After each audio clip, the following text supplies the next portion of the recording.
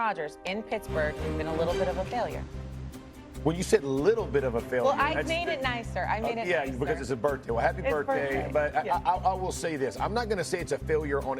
I would say the expectations for this team have not been met. But I would say if I was going to assign any portion of a failure to the Pittsburgh Steelers, it would be to their defense. I mean, if there's this has been the most disappointing group in the NFL probably for the entire season. When you think about, listen, y'all, they gave up 250 yards rushing against the Bills. 51 rushing attempts. 51. Like most teams get about 56 plays a game. They got 70 plays. Like you're going out there knowing it's going to be an onslaught. This has not been a team where any expectations have been met on the other side.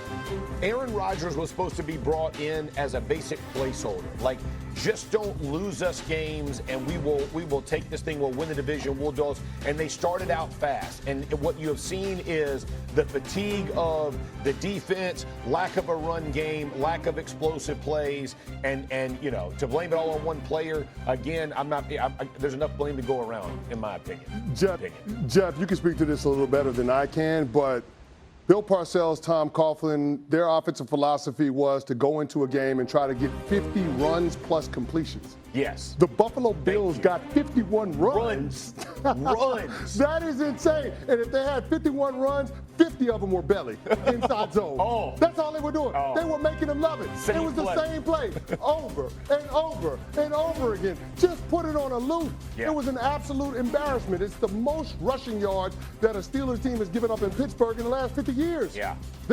They got embarrassed. Yes. They got out physical. They got manhandled. All of the adjectives you want to use. And Aaron Rodgers, when he got up from that Joey Bosa hit at the beginning of the third quarter, was the personification of the state of affairs for the Pittsburgh Steelers program. Yeah. So it is an absolute embarrassment. It's a failure of a season. They were 4-1 through the first 5 games of the year and 3 games up in the win column against the Baltimore Ravens. And since that point, you've gone 2-5. It is an absolute embarrassment. It's a failure of a season. Mike Tomlin, Aaron Rodgers, all involved have to wear it in Pittsburgh. Happy birthday, Aaron. By the way, total QBR of 13 when Rodgers is pressured. It's not great. What do you think, Stephen A? Has it been a bit of a failure signing Rodgers? Of course it has, because it's mirroring what we've seen in the past. They lost their last 5 games last year, including the playoff, after starting out 10-3. They haven't won a playoff game since 2016. They've been to the playoffs 6 times over that span, and they've trailed by at least 21 points in every single game. By the way, Jeff and CeCe, do you know in those 6 playoff games that the Steelers have been outscored in the first quarter 73-0?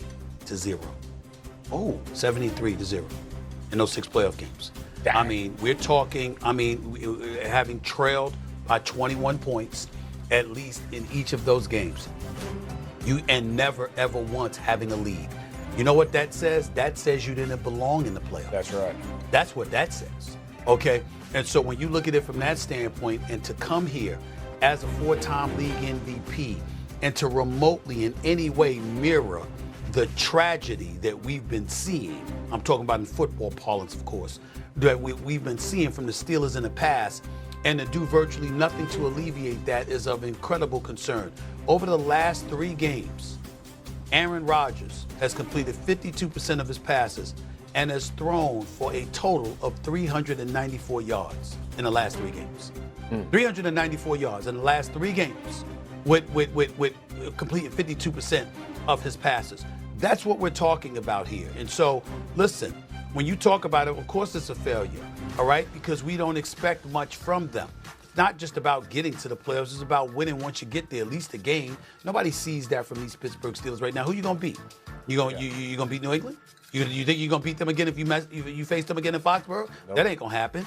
You think you're going to beat the Texans? You think you're going to beat Jacksonville? You think you're going to beat Indianapolis? Maybe Indianapolis. I don't see that happening again. Not a second go round. You're going to beat Denver with that defense? You're going to beat Kansas City if they creep in there? You better hope that Justin Herbert stays out if you're going to beat the Chargers. So you just look at some of the dilemmas that the Pittsburgh Steelers are facing, and then you hear questions being asked to Aaron Rodgers and how he hasn't ruled out coming back for 2026.